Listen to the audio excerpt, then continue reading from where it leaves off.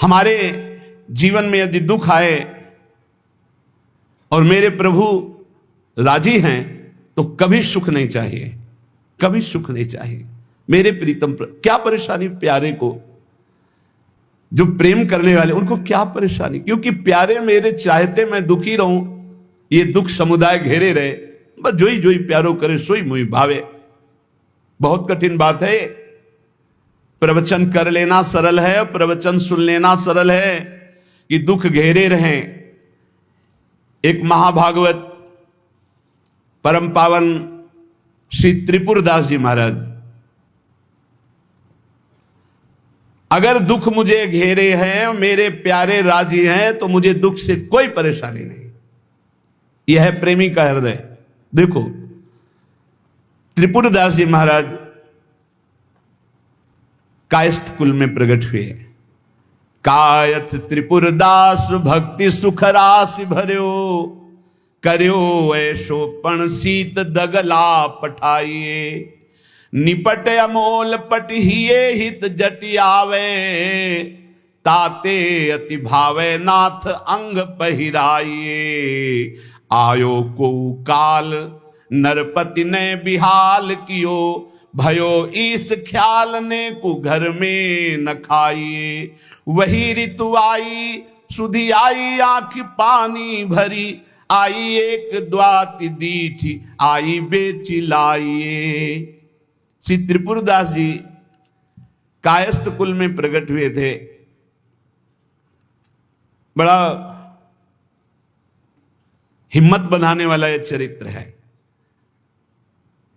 ब्रजमंडल में शेरगढ़ है, वहां इनका जन्म हुआ था, वहां के निवासी थे और आपके पिता राजमंत्री थे।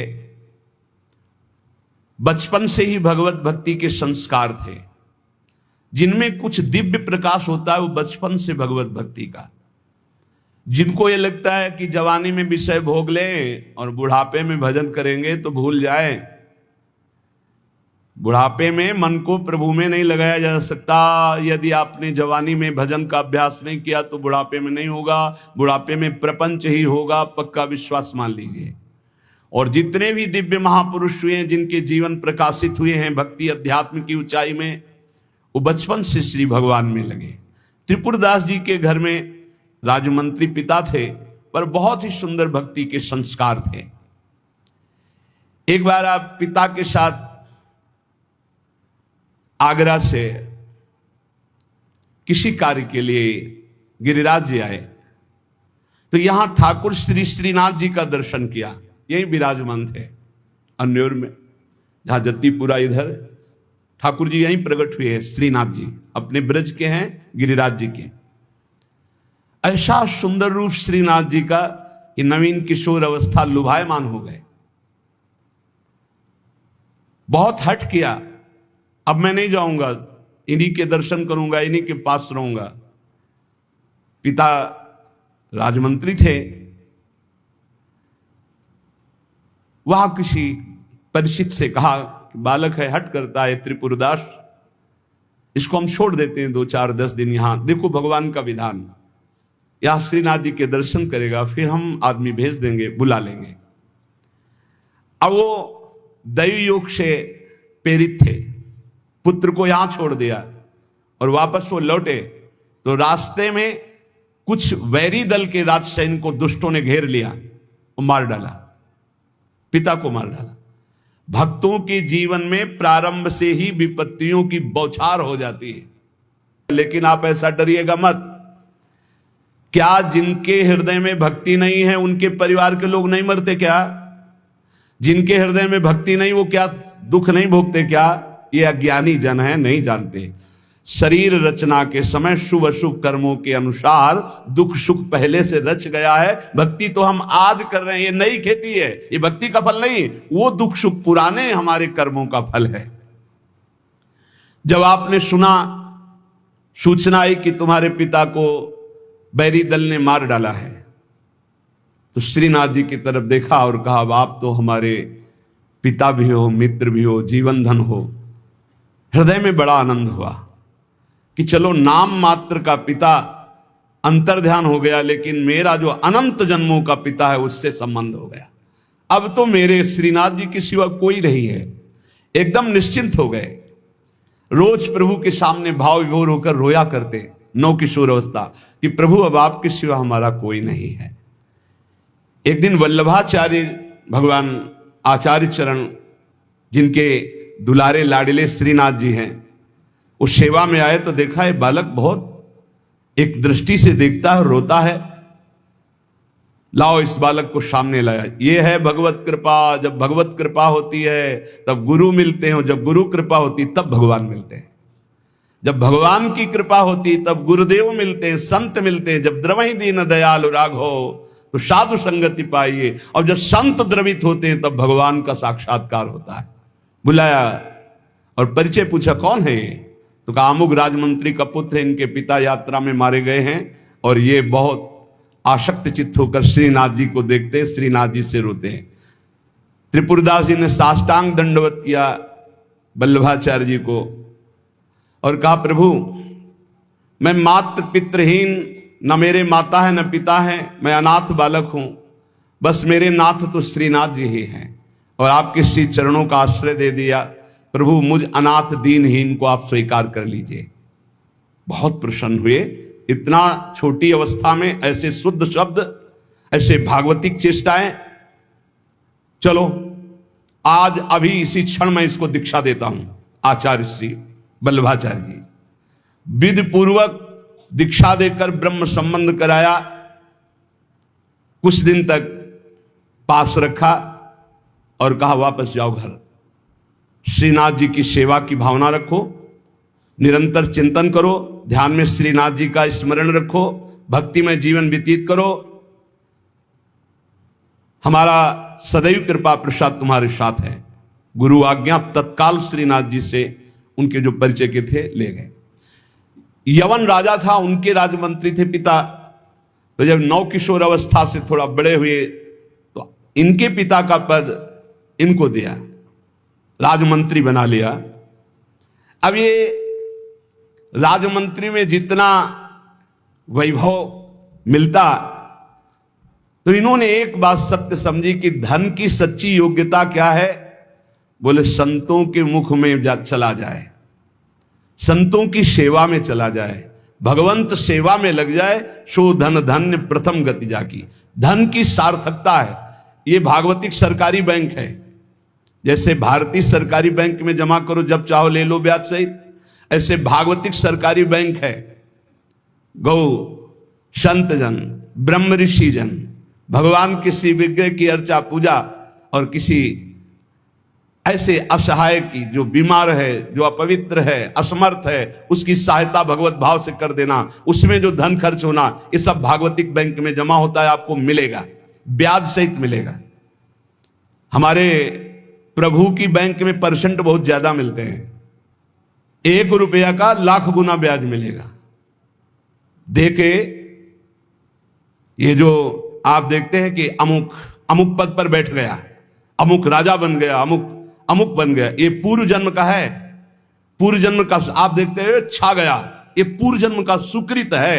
वैभव ऐश्वर्य चरण चूम रहे, वाह वाही हो रही, ये सब पूर्व का पुण्य है, 1 का लाख गुना। पर इस बैंक में विश्वास नहीं होता, किसी किसी को विश्वास होता है। और इस बैंक में जमा कर देने पर अगर आपने कह दिया तो तत्काल वो फल जो गुणा करके आपको प्लस मिलना था नहीं मिलेगा। ध्यान कर लेना। यदि माइक से हो गया कि अमुक जगह के अमुक भगत ने 5,000 रुपए दान किए, भगवान इनका मंगल करें, तालियां बज गई, हो गया, उड़ गया, आपके बैंक का ब्याज उड़ गया।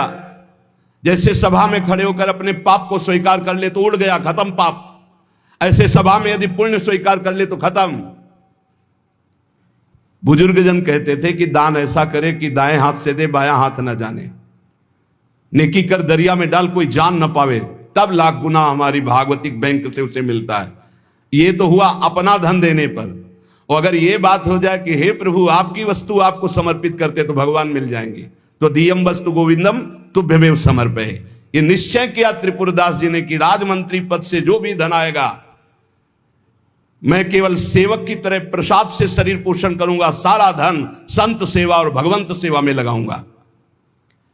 उस श्रीनाथ जी के लिए नियम लिया, प्रतिज्ञा ली कि हर साल सर्दी में दगला बनवा कर भेजेंगे, रत्नों से हीरो से जटित बढ़िया पोशाक सर्दी की, सुनहरे गोटे सुंदर सुंदर रत्न जटित। अब चाहे करोड़ों के रत्न लग जाए श्रीनाथ जी के लिए, और राजमंत्री थे, दगला भेजते और रोज संत सेवा होती त्रिपुरदास जी के यहां। संत जन आते, प्रसाद पाते। धन की यही सार्थकता है। जय जयकार हो, भगवान नाम कीर्तन हो, भगवत अनुरागी जन आकर प्रसाद पावे, भगवान की आरती पूजा सेवा। धन्य है वो गृहस्थ, वो धन्य, वो तीर्थ है उसका घर जिसके घर में भगवान की आरती होती, भगवान का नाम कीर्तन होता, आए हुए अतिथियों की सेवा होती है।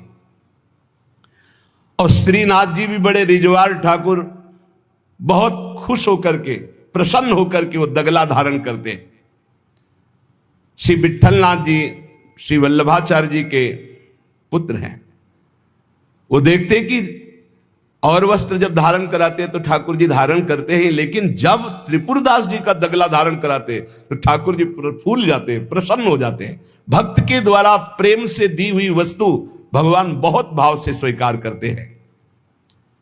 सब दिन होत न एक समान, एक समय ऐसा भी आता है जो बहुत ही अंधेरे का होता है, एक समय प्रकाश का आता है। जैसे दिन रात ऐसे सुख और दुख। अब यवन बादशाह था, उसके पास द्वेषियों ने सूचना लगा दी कि ये राजमंत्री हैं, आपको पता नहीं है, ये आपके धन का बड़ा दुरुपयोग करते हैं, साधु महात्मा इनके यहां खाते रहते हैं और न जाने क्या क्या खूब लुटाते हैं, आपके यहां से वैभव चुराया जाता है।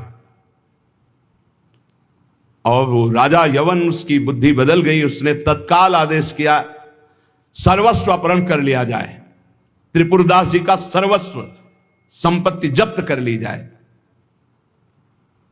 मतलब पात्र भी घर में नहीं रह गए, सब जब्त कर लिया गया।